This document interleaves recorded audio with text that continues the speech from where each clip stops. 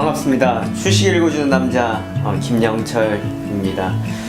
오늘 함께 살펴볼 내용은 이제 곧 대선이 다가옵니다. 바로 1년이라는 시간이 아직 남아 있습니다.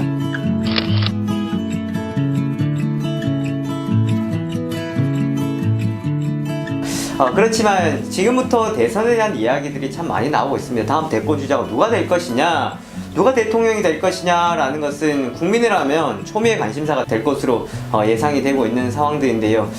하지만 지금 마땅한 후보가 없다, 또한 누구를 찍어야 될지 모르겠다라는 이야기도 나오고 있습니다. 그런데요, 아직까지 누가 대통령 선거에 나올지, 누가 후보로 나올지는 알 수가 없는 상황들입니다. 그렇지만 가장 빠르게 반응하고 있는 것이 바로 주식시장이다 라고 볼 수 있을 것 같은데요. 주식시장에서는 저마다의 여러가지 핑계를 대고 관련주들의 움직임들이 많이 나타났었습니다. 이미 크게 급등을 했던 것들도 있고 급등 이후에 지금 많이 하락한 것들도 있습니다. 개인 투자자들이 가장 조심해야 될 것이 바로 테마주인데, 테마주 중에서는 특히나 대선 관련주들 같은 경우에는 많은 관심들을 가질 수가 있습니다. 자, 그 이유는요, 거슬러 올라가 봐야 될 것 같은데요. 과거 이명박 전 대통령이 후보 시절에 그때 관련주들이 많이 움직였습니다. 사대강 사업이라 해가지고 홈센터나 또한 자전거길이 나온다 해가지고 삼천리 자전거 등에서 관련주들 급등세가 나타났었고요. 그 다음 대통령, 현재 대통령이죠, 박근혜 대통령 후보 시절에도 이지, 동양물산, 그리고 또 그때 후보들의 관련주들이 상당히 급등세를 많이 나타냈었던 상황들이었습니다.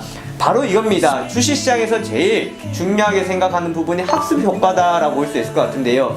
악재에도 민감하게 반응을 하고 호재에도 우리가 상당히 민감하게 반응을 하는 것을 볼 수 있습니다. 과거에 그렇게 움직여서 많이 올라갔었습니다. 그럼 어떤 생각이 들 것 같아요? 나 예전에 잡아놨으면은 정말 지금 크게 수익이 나가지고 떵떵거리면서 살 수 있을 것인데 라는 생각을 할 겁니다. 내가 그때 잡아놓지 못했던 것을 너무나 후회하고 계실 텐데요. 그렇기 때문에 이번에 대통령 선거에는 나는 절대로 놓치지 않겠노라고 생각하고 들어갔더니 지금 물려 있습니다.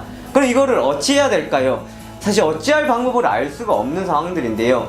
과거에 우리가 한번 비교를 해보면은 이명박 대통령 시절에는 대통령 선거일 12월 달이 가까워지기 전에 바로 전에 움직임들이었다기보다는 사실 그때는 거의 처음에 이야기들 나왔던 상황들이었습니다. 비교 대상들이 없었고요. 박근혜 대통령 후보 시절에는요, 1년 전부터 움직임들이 나오기 시작했습니다. 딱 지금 이 시점일 것 같아요. 그 전에 겨울 때부터 움직임들이 나오기 시작해가지고 급등을 했었던 모습을 볼 수 있습니다. 그 이유는요, 그 전에 이명박 대통령 시절에 한번 경험을 했었기 때문에 지금 먼저 움직였고요. 자, 그러면 지금 현재 상황 어떨 것 같습니까? 대통령 선거가 1년 2개월이 남아있는 상황들인데 이미 움직였습니다. 벌써 1년 전부터 움직였다는 거예요. 그 말은 뭡니까? 지금 대통령이 계속 재임을 하고 있는 상황인데도 불구하고 2년 뒤에 있을 대통령 선거, 대통령 후보를 위해서 주가들이 벌써부터 움직였다라는 거, 참 이게 한편으로 봤을 때는 아이러니하고 말도 안 되는 것 같습니다. 그런데 어떻게 해요? 말도 안 되는데 종목들이 움직이고 주가가 급등한다 그러면은 그게 말일 수밖에 없는 것 같습니다. 자, 그래서 지금 벌써 관련주들이 많이 급등을 했었고요. 작년부터 급등을 해가지고 지금은 오히려 최근 한번 급등을 하고 났는데 다시금 많이 하락을 하고 있고 추세가 떨어져 있는 상황이라고 보시면 될 것 같습니다. 자, 그러면 이런 관련주들 앞으로 우리가 어떻게 대응을 해야 될 것이냐, 어떤 흐름이 나올 수가 있을 것이냐 라는 것들인데요. 좀 위험한 예상일 수 있는데 한번 우리가 예상을 해보도록 하겠습니다. 자, 1년 2개월이라는 시간이 아직까지 남아있다라고 말씀드렸었는데요. 자, 먼저 대통령 선거는 내년 12월 달입니다. 12월 20일 날 대통령 선거가 진행이 되고요. 그래서 사전투표 같은 경우에는 12월 중순입니다. 올해가 아니고 내년이라고요. 참 많이 남았죠. 네, 1년이라는 시간, 사계절이 지나가야 산타 할아버지가 한 번 오고 꽃이 피고 비가 내리고 가을 단풍이 들어야 대통령 선거를 한다는 겁니다. 자, 그럼 그런 관련주들 움직일 기회가 많이 있을 겁니다. 하지만 그렇게 생각합니다. 과거에 움직였던 학습 효과가 있다고 말씀드렸던 것처럼, 자, 지금 상황에서는요, 최근 좀 많이 쉬고 있는 상황들이었는데 가장 결정적이었던 이유가 반기문 유엔 사무총장 관련주 테마주들에서 좀 이제 리스크가 발생이 되었다라는 겁니다. 자, 우리 대통령 선거 관련주, 대통령 관련주라 그러면요 꼽을 수 있는 것이 인맥 관련주들 그리고 학연, 혈연, 지연입니다. 뭐 우리나라의 항상 문제점이다라고 이야기할 수 있는 부분들인데요. 학, 지, 혈은 뗄래야 뗄 수 없는 것들입니다. 그 관련주 움직였었는데요. 자, 최근 들어서 이제 지연 관련주들 쪽에서 우려스러운 것들이 많았습니다. 먼저 보성파워텍이었는데요. 자, 보성파워텍이 이미 한참 전에 주가 급등을 했었습니다.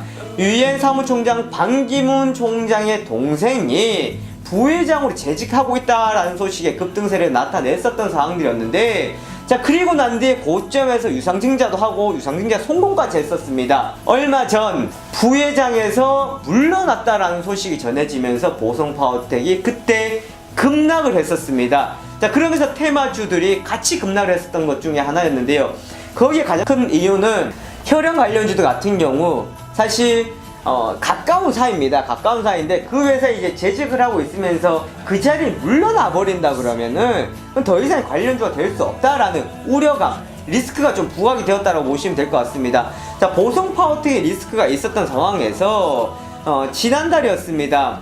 또 하나의 이야기가 나왔었는데요. 그때 나왔던 것이 반기로라고 해가지고 파인 자산운용 대표, 파인 자산운용에서 투자가 들어갔던 기업들이 급등세를 나타냈던 건데 사촌 동생이다라는 루머들이 돌기 시작했었습니다. 자, 그러면서 파인 자산운용에서 투자를 했던 파인 DNC 그리고 고려포리머 이런 관련주들이 급등을 했었고 부산주공 같은 경우에 급등을 했었습니다. 그 이유는 뭡니까? 투자를 했었다라는 거 다르게 본다 그러면 참 이런 이야기 하기 그런데요. 선거 자금이 그것을 통해서 마련될 수 있을 것이다 라는 유언비어도 돌기도 했고요. 그리고 또 사촌 동생이기 때문에 충분히 그럴 가능성이 있을 것이다 라고 했었는데, 자, 주가가 급등을 하고 점 상한가를 가고 고점까지 찍었습니다. 자, 그리고 난 뒤에 나왔던 이야기 뭡니까? 사촌 동생이 아니다 라는 겁니다. 띠디딩, 네, 터져버렸죠. 주가는 급락을 했었고요. 최근 들어 조금 다시 흐름들이 나오고 있습니다. 하지만 우리 개인 투자자들 빠져나올래 빠져나올 수 없고요. 미련만 남아있을 겁니다. 처음에는 잡았으면 내가 급등 수익을 냈을 텐데, 그 다음에 내가 안 들어갔으면 좋았을 텐데, 네, 껄 한다라는 겁니다. 이처럼 우리는 항상 후회를 하는데요.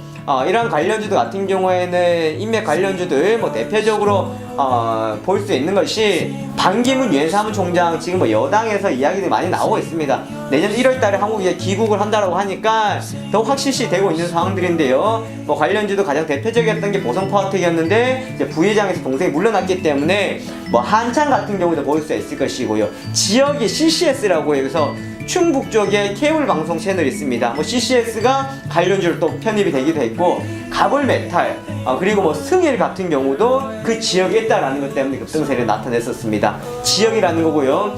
문재인 관련주들 같은 경우에는 가장 대표적으로 잘 알고 있는 것이 우리들입니다. 우리들 제약, 우리들 휴브레인. 예전에 노무현 전 대통령의 주치의가 우리들 휴브레인의 신랑이라는 거예요. 김수경 씨가 최대 주주로 있다라는 겁니다. 신랑이 바로 이상호 우리들 병원장이다라는 겁니다. 그 소식 때문에 항상 관련주로 편입이 됐었고요.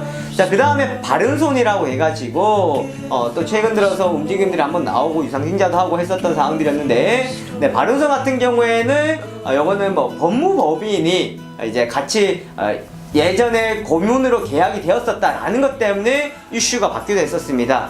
자, 이런 여러가지 인연 때문에 관련주로 편입이 되기도 했었고요. 그 다음에 최근 들어서 문재인 대표의 싱크탱크에서 나왔던 이야기들이었습니다. 저출산이나 일자리 관련해 정책주로 이야기가 나왔는데요. 자, 바로 그렇습니다. 이제 이야기가 나올 수 있는 것은 표를 받아야 됩니다. 표를 받으려면 어떻게 해야 돼요? 표심을 사야 되겠죠? 저출산에 대한 대책, 지금 저출산에 대한 문제가 많이 있습니다. 저출산에 대한 대책을 어떻게 세울 것인가? 그리고 그 다음에 일자리, 우리나라 청년 실업률 어마어마합니다. 사실 수치상으로 지금 나타나 있는 것은 실제하고는 비교가 되지 않을 정도로 어렵다라는 건데요. 양질의 일자리를 창출해내겠다라고 밝혔습니다. 그러면 그때 관련주 사람인 HR, 윌베스, 에스코넥팅에서 관련주들이 움직임들이 또 포착이 됐었던 모습으로 볼 수 있을 것이고요. 저출산이라 그러면 항상 움직였던 아가방 컴퍼니나 보령 메디앙스, 제로투세븐 등에서 또 관련주도 움직였고요. 그 다음에 깨끗한 나라, 또 우리가 잘 아는 기저귀 각티슈라고 볼 수 있을 겁니다. 자, 그 다음에 또 나왔던 게 치매 관련해서 또 이야기들이 나왔었죠. 문재인 싱크탱크에서. 자, 그러면서 나왔던 게 모나리자. 성인용 이제 기저귀다 해가지고 정부에서 치매 환자들에게 지원을 해야 된다라는 것들이 또 부각이 되었습니다. 자, 이런 쏟아지는 관련주들, 쏟아지는 정책주들 중에서 정말 우리가 무엇에 들어가야 되냐? 꼭 들어가셔야 되겠습니까? 들어가야 된다 그러면요, 저는 그렇게 생각합니다. 플러스 알파로 보시는 게 좋지 않을까라고 볼 수 있을 것 같은데요, 기본적인 실적이 나오고 거기다가 테마주로 편입돼서 주가가 힘을 받을 수 있는 걸 보는 게 좋겠다라는 말씀을 드리고 싶습니다. 굳이 아직 대통령 후보가 누군지도 모르고 언제 이게 나올지도 모르는 상황들인데, 그리고 그 기업들이 주가가 올라가면 최대 주주가 매각을 할 수도 있고요, 유상증자라는 악재가 또 터져 나올 수 있습니다. 비록 내가 단기적으로 들어간다고 하겠지만 과연 단기적으로 들어가서 빠져나올 수 있겠습니까? 그러면 내년까지 장기적인 걸 보고 갈 수 있을 것 같아요. 바로 눈앞에 지뢰인데 밟고 지나갈 수 있겠습니까? 못 지나간다라는 겁니다. 자, 그렇게 생각했을 때 뭐 이런 테마주들 움직임들이 있었습니다. 하지만 우리가 여기에 관심 가지는 것보다는요, 아직 움직이지 않았고 움직일 수 있는 관련주를 우리가 먼저 오히려 선점해 놓는 전략이 좋을 것 같아요. 한번 움직였기 때문에 경험을 바탕해서 좋을 것 같다라고 생각할 수 있는데요, 그것보다는 움직이지 않았거나 정책적으로 봤을 때 이게 지금 새롭게 이제 이슈가 될 수 있을 거, 드러나지 않은 것들입니다. 자, 그러한 부분들을 우리가 좀 찾아가는 매매 전략이 좋을 것 같습니다. 그리고 괜히 그냥 한번 해보겠다 하는 생각은 좀 버리시는 게 좋을 것 같습니다. 마지막으로요, 우리가 항상 투표가 할 때만 되면 그런 이야기 나옵니다. 뽑을 사람 없다, 누구를 뽑아야 될지 모르겠다. 네, 당신이 해보십시오. 네, 당신이 하면 참 잘하겠습니다. 그렇지 않겠죠? 뽑을 사람 없다라고 이야기를 하는데요, 그냥 뽑을 사람 없다고 하지 말고 투표 꼭 하셔야 될 것 같습니다. 투표 권리이지만 의무로 우리가 받아들이셔야 되겠고요. 권리이자 의무입니다. 투표 꼭 하셔가지고, 그리고 난 뒤에 좋은 나라 만들어 가기 위해서 함께 노력하시는 우리의 모든 투자자 그리고 모든 분들이 되셨으면 좋겠습니다. 네, 오늘 여기까지 보도록 하겠습니다. 감사합니다.